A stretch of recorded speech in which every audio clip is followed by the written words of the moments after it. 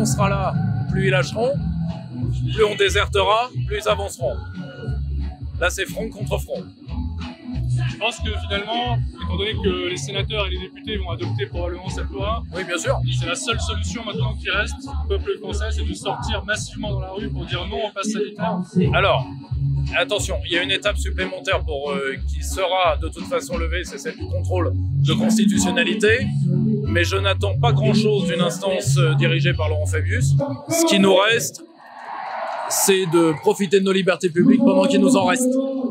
Et entre autres du droit de manifester. Et d'entrer dans un rapport de force. Et dans un rapport de force même silencieux. Vous voyez, j'ai beaucoup de compassion pour les gens qui tiennent certains types de commerces, comme les cinémas. Vous avez vu la baisse des fréquentations. Bon. Bah, ça aussi, c'est une manière lente et doucereuse de se faire entendre. Voilà. Après, Emmanuel Macron a toujours voulu, vis-à-vis de la population, des épreuves de force. Il faut lui en offrir une.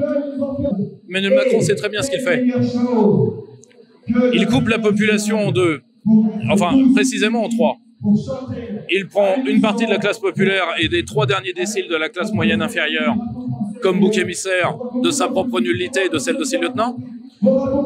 Il utilise ce qu'on appellerait dans le vocabulaire militaire, donc dans le vocabulaire entre autres des guerres irrégulières, la masse basculable par la peur, c'est-à-dire je veux pas perdre mon boulot, etc., ce qui est tout à fait humain. Et lui solidifie les 11 à 12% d'inscrits dont il a besoin au premier tour, c'est-à-dire à la fois une classe sociale et une classe d'âge qui est média dépendante. C'est les classes âgées qui est 6 heures par jour devant la télé à voir un égout se déverser dans son salon, et une classe riche, ou du moins plus riche, qui pense qu'elle pense déjà, et qui pense que BFM lui donne un surmoi et que évidemment elle est tellement évoluée qu'elle obéit. Hein, le problème, c'est que anthropologiquement, il n'y a que les éponges qui adhèrent. Triste, mais c'est comme ça. Or, il solidifie cette classe-là pour avoir les 11-12% d'inscrits. Il n'a pas besoin de plus pour passer le premier tour, particulièrement avec une grève civique qui peut se maintenir et que vous avez déjà vu au régional. Et il peut, avec ses 11-12%, pas plus, il n'en a pas besoin. Il passe le premier tour et ensuite il prie d'avoir Marine Le Pen en face de lui. Et là, il gagne.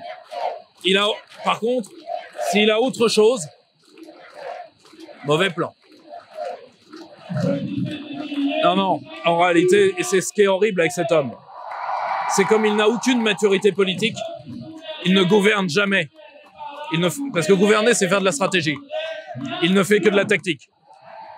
C'est un petit tacticien, c'est grosso modo, c'est un Sarkozy qui a réussi. C'est triste.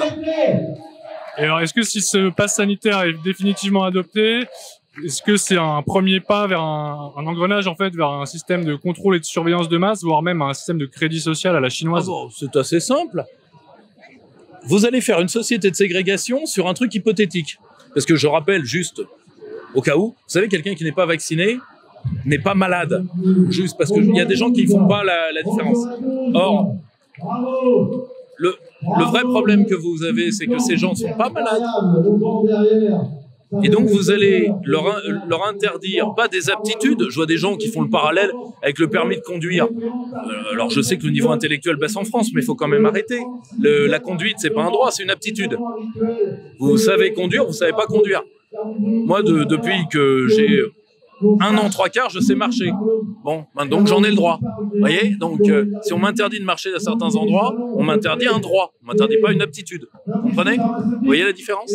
Or, le problème, c'est que sur cet état hypothétique de santé, j'ai le droit de vous retirer des droits. Alors après, je vais le faire sur quoi? Vu que j'ai le droit sur votre état apparent. Je présuppose que vous êtes malade, alors que vous avez 90% de chance de ne pas l'être. D'une maladie qui, je vous le rappelle, n'est pas une maladie grave. On ne parle pas de la variole, où il y a sur 100 mecs, 30 cadavres et 70 mutilés. Hein, on parle d'un truc qui tue un certain type de gens qui sont pour beaucoup en fin de vie, malheureusement. c'est pas la variole, c'est pas la peste, à un moment, faut arrêter. Et bien sûr, cette hypothèse, je vous interdis des droits. Qu'est-ce qui m'interdira demain de le faire sur vos opinions politiques? On ne sait jamais. Vu que je vous ai collé le fait d'être malade, je peux vous coller aussi le fait d'être discriminant. Je peux vous coller je ne sais pas, peut-être êtes-vous un homme mal pensant? Par sûreté pour les autres, je vais vous interdire certains droits constitutionnels, tiens. C'est jamais. Donc, spirale infernale, en fait. Bon, c'est très simple. C'est une société de l'épuration permanente et de la ségrégation permanente. Pourquoi pas? Enfin, je rappelle quand même, moi je veux bien, mais l'Occident s'est fait depuis 2 millénaires et demi contre ça. Alors après, on peut vouloir que l'Occident crève. Hein. La seule chose, c'est que je suis pas sûr de... Si vous voulez, comme le dirait un de mes camarades qui vous regarde, je sais qu'il se reconnaîtra et qui est un brillant jeune philosophe, moi, de Pythagore à Raymond Aron, ça me va. 25 siècles de conquête de la liberté, ça me va. 30 ans de Judith Butler à Rokhaya Diallo, avec des plumes dans les endroits nobles, je suis moins convaincu. Enfin, civilisationnellement, je suis moins convaincu. Or, malheureusement, ma fille vivra dans ce monde. Et c'est à elle qu'on veut interdire des droits. Ça, par contre, ça peut pas passer. Mais vous savez, Emmanuel Macron a fait une erreur. Et c'est là où on voit qu'il est mauvais stratège. Il a fait une erreur majeure. Il avait obtenu ce qu'il voulait en plus. C'est ça qui est dingue. Il avait obtenu la grève civique, c'est-à-dire les classes populaires sont écœurées et en plus elles se sont rendues compte que Marine Le Pen leur a fait les poches pendant des années pour rien. Et donc, ils se sont retirés du jeu civique. Et lui, il va les chercher chez eux. Il y a des hommes qui ne savent même pas quand ils ont gagné. Généralement, c'est là où la défaite commence. Ça, c'est vraiment la grande erreur du macronisme, c'est de ne jamais arrêter de nuire pour pouvoir exister. Ça, c'est vraiment terrible. Merci beaucoup, Pierre-Yves. Merci à vous.